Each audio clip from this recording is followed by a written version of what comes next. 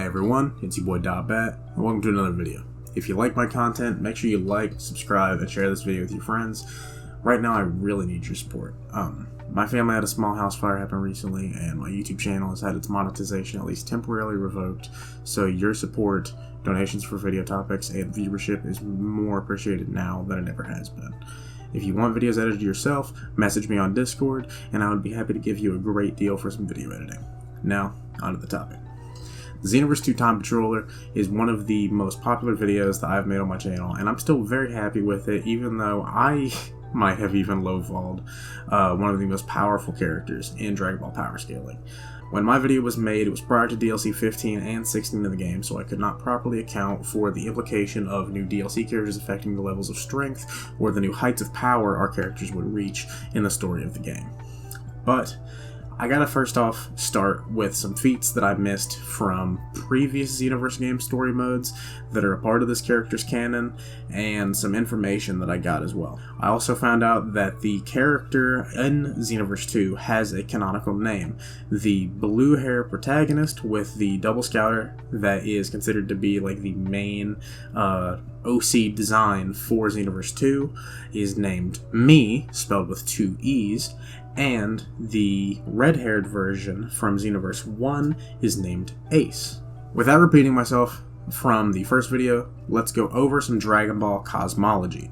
Dragon Ball universes are macrocosms, which consist of multiple realms within one defined universe, such as Universe 7 having its own version of Heaven, Hell, and the Supreme Kai realm. However, some people have their own interpretation that Heaven and Hell are the same physical realm, but with a weak dimensional barrier separating the two. So bare minimum, each timeline should have 12 universes, and each universe should have 2 to 3 infinite realms inside of it. Meaning, a single timeline contains 24 to 36 dimensions in terms of mass. Not mathematical dimensions, of course, but physical realms that people could move around in. That would be not just universes, but dimensions inside of the universes at multiple points in time. Because timelines in Dragon Ball have their own past, present, and future, and history is stated to be not finite, so history is infinite. There's an infinite number of timelines within the Xenoverse 2 cosmology. We know that the timeline in Dragon Ball Super has 12 universes that compete in the tournament of power, so that's probably the standard for like one single timeline, but considering that there is infinite timelines, the entire cosmology contains who knows how many universes. This is very significant because there is a feat in Xenoverse 2's story mode in which Goku and the Time Patroller are fighting against Mira in his final form. Depending on how this fight goes, either Goku is the one who does the Dragon Fist and rips the egg out of Mira, or it is the Time Patroller, your character, that does it. After ripping the egg out of Mira, your character holds it with one hand. Toki Toki's egg is stated to be a timeline, and it should contain a past, present, and future for at least 12 universes.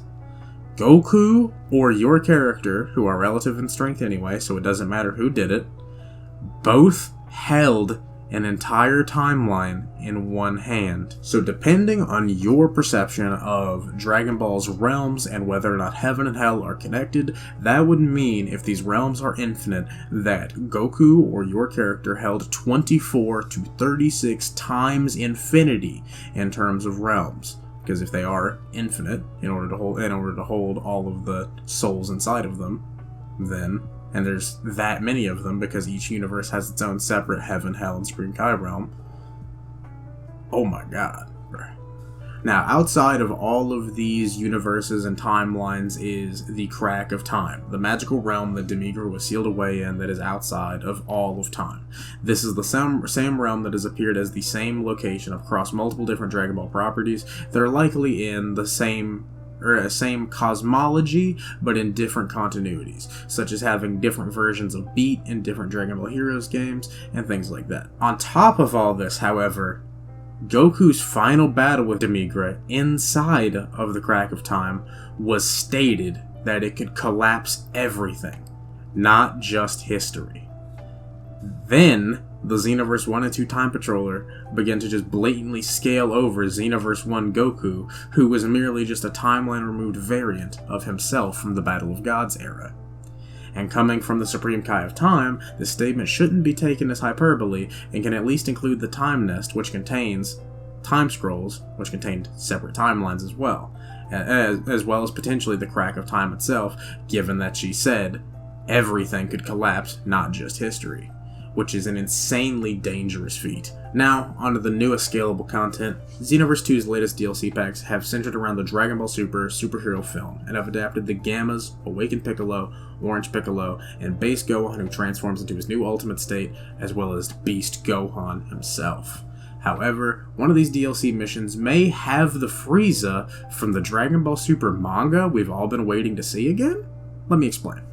As we go into this match, we see that Dr. Hedo is wanting to film a movie that has a very good fight with the Gammas, and he's trying to find someone that would be compatible with the Gammas for a really good fight.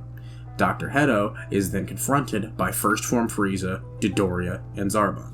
These are likely the mentor forms of Dodoria and Zarbon from the Xenoverse 2 story mode that join the Time Nest and are your mentors that can go with you on the Infinite History DLC. And rather than the main timeline remove version, given that they, despite being weaker than every character present and are easily defeated, are still, existing in the same fight. But in the same scenario, we see Frieza transform from his main form, his first form, into his fourth form, as well as Golden. And each time they do this, Dr. Hedo and the Gammas all respond as if his power is relative or above theirs. So this would have to be some sort of post-Frieza training, because this would have to be a post-Moro arc Gammas, because they're based on Goku to Vegeta strength from the last time that they were fighting on Earth. Which is insane. This might legitimately be pre-Black Frieza. And given that, Dragon Ball timelines are not finite, there is a chance that Black Frieza already exists out there in the Dragon Ball Xenoverse multiverse. We just haven't seen him yet.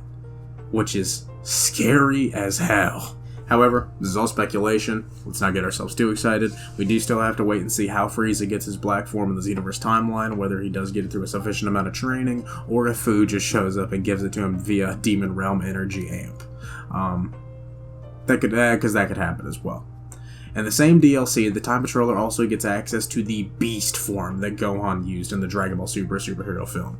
Many people's opinions on Gohan's Beast strength and where he scales to the rest of DBS is pretty contentious, so let's just comfortably put the Time Patroller above the mentor Gohan, who trained with Piccolo but was bested by Cell Max, as your character was able to go into the Beast form and fight Cell Max, and probably being a stronger Cell Max than the one in the main timeline, given that it goes relative at all with your character, who should scale above Dragon Ball Super blatantly.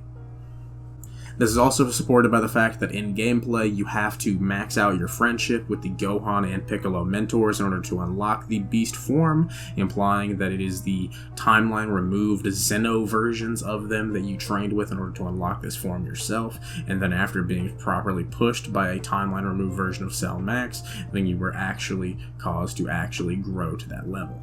This would mean that whatever multiplier that Beast Gohan has, your character would have as well, on top of their base strength, which is already so massive that it scales above Xenoverse 1 Goku, who was going to destroy everything in the Xenoverse 1 cosmology.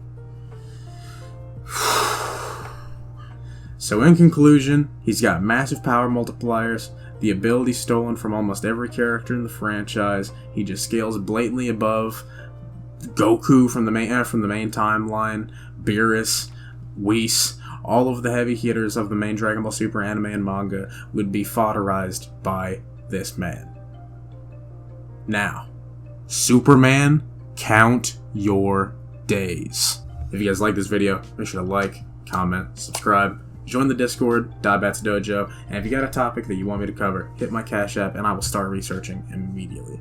Coming up, I've got Doomslayer, He Who Beats Goku, basically why the Doomslayer from Doom Eternal is so strong, because he legitimately collapsed most of anime. I think I found some pretty good feats from him based on some of the in-game codexes of 2016 and Eternal, and some stuff from the old Doom art Bible, and I think it's going to be a pretty good video. Thank you guys for tuning up. Thank you.